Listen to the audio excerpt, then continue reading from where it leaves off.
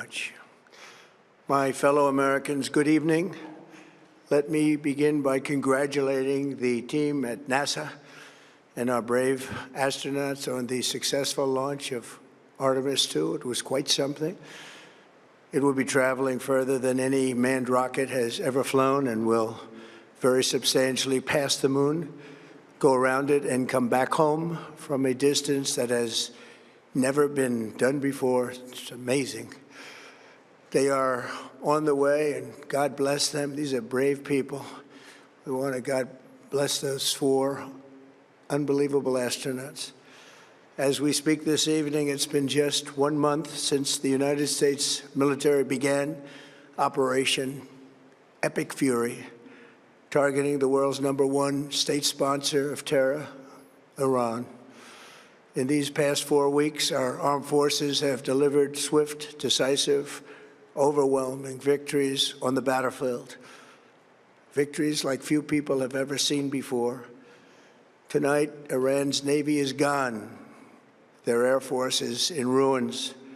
Their leaders, most of them terrorist regime they led, are now dead. Their command and control of the Islamic Revolutionary Guard Corps is being decimated as we speak. Their ability to launch missiles and drones is dramatically curtailed, and their weapons factories and rocket launchers are being blown to pieces. Very few of them left. Never in the history of warfare has an enemy suffered such clear and devastating large-scale losses in a matter of weeks. Our enemies are losing, and America, as it has been for 5 years under my presidency, is winning, and now winning bigger than ever before. Before discussing this current situation, I also want to thank our troops for the masterful job they did in taking the country of Venezuela in a matter of minutes. That hit was quick, lethal, violent, and respected by everyone all over the world. After rebuilding our military during my first term, we have by far the strongest military anywhere in the world, and now we're working along with Venezuela and are, in a true sense, joint venture partners. We're getting along incredibly well in the production and sale of massive amounts of oil and gas, the second largest reserves on Earth after the United States of America. We're now totally independent of the Middle East, and yet we are there to help. We don't have to be there. We don't need their oil. We don't need anything they have, but we're there to help our allies.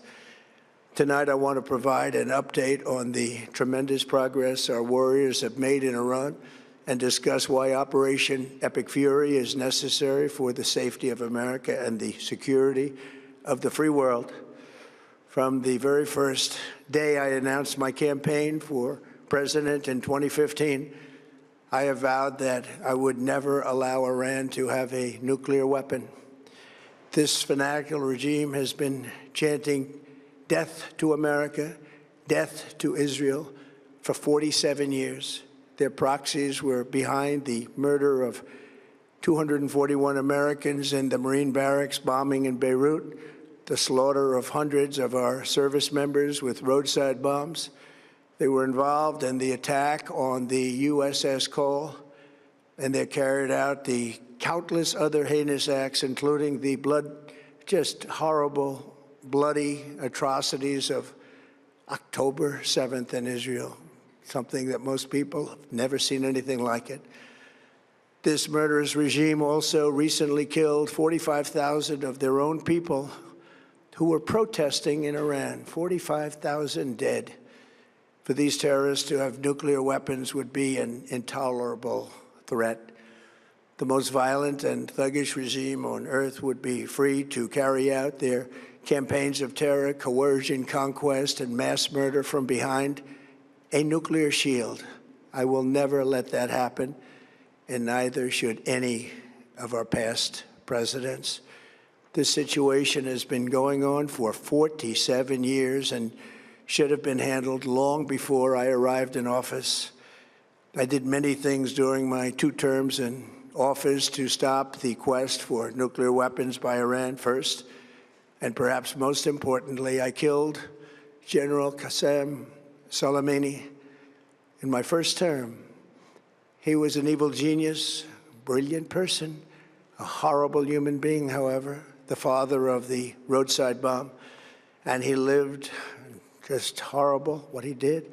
Iran would have been perhaps in far better, stronger position. Had he lived, we would have had probably a different conversation tonight. But you know what? We'd still be winning and winning big. And then, very importantly, I terminated Barack Hussein Obama's Iran nuclear deal, a disaster. Obama gave them $1.7 billion in cash, green cash. Took it out of banks from Virginia, D.C., and Maryland, all the cash they had. He flew it by airplanes in an attempt to buy their respect and loyalty, but it didn't work. They laughed at our president and went on with their mission to have a nuclear bomb. His Iran deal would have led to a colossal arsenal of massive nuclear weapons for Iran, and they would have had them years ago, and they would have used them. It would have been a different world. There would have been no Middle East and no Israel right now, in my opinion, the opinion of a lot of great experts, had I not terminated that terrible deal. And I was so honored to do it. I was so proud to do it. It was so bad right from the beginning. Essentially, I did what no other president was willing to do. They made mistakes, and I am correcting them. My first preference was always the path of diplomacy, yet the regime continued their relentless quest for nuclear weapons and rejected every attempt at an agreement. For this reason, in June, I ordered a strike on Iran's key nuclear facilities, an Operation Midnight Hammer. Nobody's ever seen anything like it.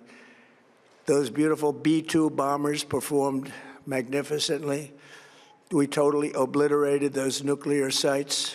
The regime then sought to rebuild their nuclear program at a totally different location, making clear they had no intention of abandoning their pursuit of nuclear weapons. They were also rapidly building a vast stockpile of conventional ballistic missiles and would soon have had missiles that could reach the American homeland, Europe, and virtually any other place on Earth. Iran's strategy was so obvious.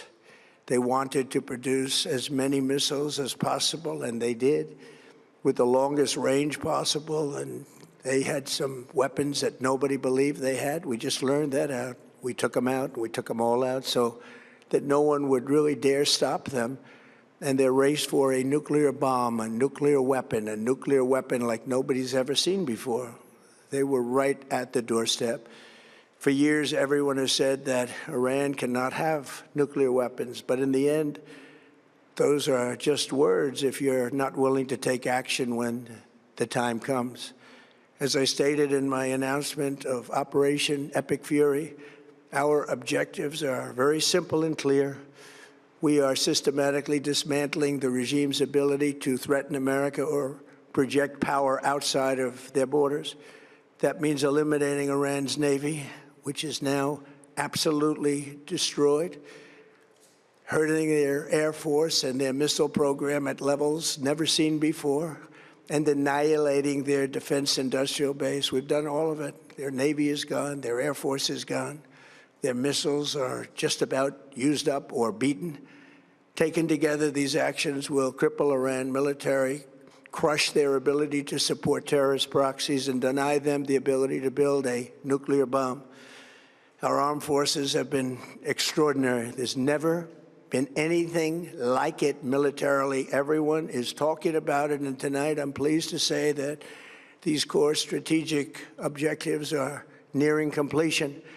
As we celebrate this progress, we think especially of the 13 American warriors who have laid down their lives in this fight to prevent our children from ever having to face a nuclear Iran. Twice this past month, I have traveled to Dover Air Force Base, and it's been something. I wanted to be with those heroes as they return to American soil, and I was with them and their families, their parents, their wives, their husbands. We salute them, and now we must honor them by completing the mission for which they gave their lives. And every single one of the people, their loved ones said, "Please, sir, please finish the job." Every one of them. And we are going to finish the job, and we're going to finish it very fast. We're getting very close. I want to thank our allies in the Middle East, Israel, Saudi Arabia, Qatar, the UAE, Kuwait, and Bahrain. They've been great, and we will not let them get hurt or fail in any way, shape, or form. Many Americans have been concerned to see the recent rise in gasoline prices here at home. This short-term increase has been entirely the result of the Iranian regime launching deranged terror attacks against commercial oil tankers in neighboring countries that have nothing to do with the conflict. This is yet more proof that Iran can never be trusted with nuclear weapons. They will use them, and they will use them quickly. It would lead to decades of extortion, economic pain, and instability worse than we can ever imagine. The United States has never been better prepared economically to confront this threat. You all know that. We built the strongest economy in history. We're going through it right now, the strongest in history. In 1 year, we've taken a dead and crippled country. I hate to say that, but we were a dead and crippled country after the last administration and made it the hottest country anywhere in the world by far, with no inflation, record-setting investments coming into the United States, over $18 trillion, and the highest stock market ever, with 53 all-time record highs in just 1 year. It all positioned us to get rid of a cancer that has long simmered. It's known as the nuclear Iran, and they didn't know what was coming. They've never imagined it. Remember, because of our Drill Baby Drill program, America has plenty of gas. We have so much gas. Under my leadership, we are #1 producer of oil and gas on the planet, without even discussing the millions of barrels that we're getting from Venezuela. Because of the Trump administration's policies, we produce more oil and gas than Saudi Arabia and Russia combined. Think of that, Saudi Arabia and Russia combined. And that number will soon be substantially higher than that. There's no country like us anywhere in the world, and we're in great shape for the future. The United States imports almost no oil through the Hormuz Strait and won't be taking any in the future. We don't need it. We haven't needed it, and we don't need it. We've beaten and completely decimated Iran. They are decimated, both militarily and economically and in every other way. And the countries of the world that do receive oil through the Hormuz Strait must take care of that passage. They must cherish it. They must grab it and cherish it. They can do it easily. We will be helpful, but they should take the lead in protecting the oil that they so desperately depend on. So to those countries that can't get fuel, many of which refuse to get involved in the decapitation of Iran, we had to do it ourselves. I have a suggestion. #1, buy oil from the United States of America. We have plenty. We have so much. And #2, build up some delayed courage.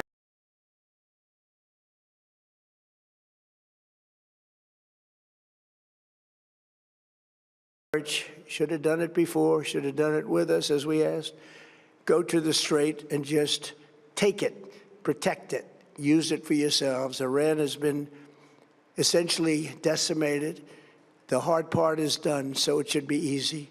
And in any event, when this conflict is over, the Strait will open up naturally. It'll just open up naturally. They're going to want to be able to sell oil because that's all they have to try and rebuild. It will resume the flowing, and the gas prices will rapidly come back down. Stock prices will rapidly go back up. They haven't come down very much, frankly.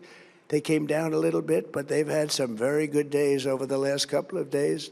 We've done actually much better than I thought, but we had to take that little journey to Iran to get rid of this horrible threat. With our historic tax cuts, where people are just now talking about receiving larger refunds than they ever thought possible, they are getting so much more money than they thought. That's from the great, big, beautiful bill. Our economy is strong and improving by the day, and it will soon be roaring back like never before. It will top the levels that it was a month ago. I've made clear from the beginning of Operation Epic Fury that we will continue until our objectives are fully achieved. Thanks to the progress we've made, I can say tonight that we are on track to complete all of America's military objectives shortly, very shortly. We're going to hit them extremely hard over the next 2 to 3 weeks. We're going to bring them back to the Stone Ages where they belong. In the meantime, discussions are ongoing. Regime change was not our goal. We never said regime change, but regime change has occurred because of all of their original leaders' death. They're all dead.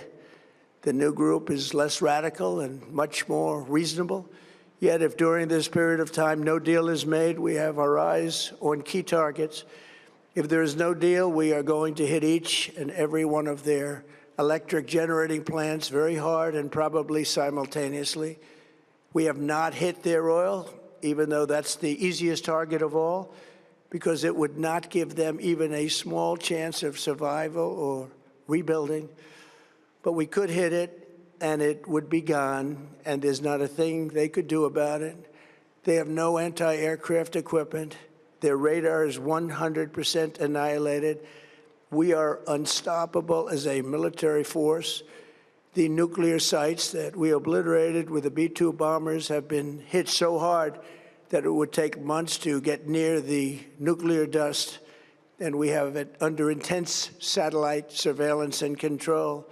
If we see them make a move, even a move for it, we'll hit them with missiles very hard again.